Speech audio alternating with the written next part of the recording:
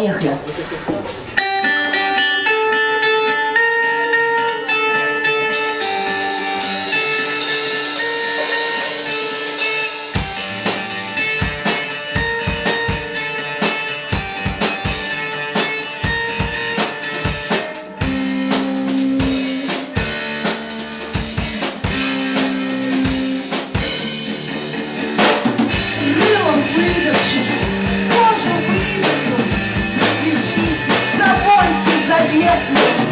Звучит рукава, декламируя, вы не ждите участия ответного.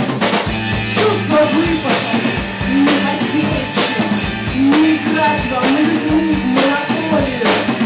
Солнце красное, лекцию выход, расстилает на свету застолье.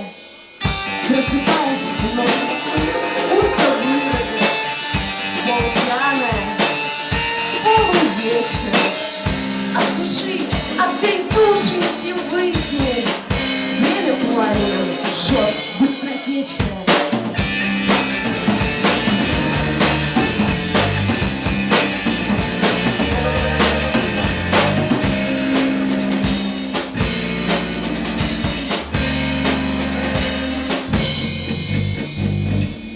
Утро вздыблено, ночь запрятана, а людей будто крошек на скатерть.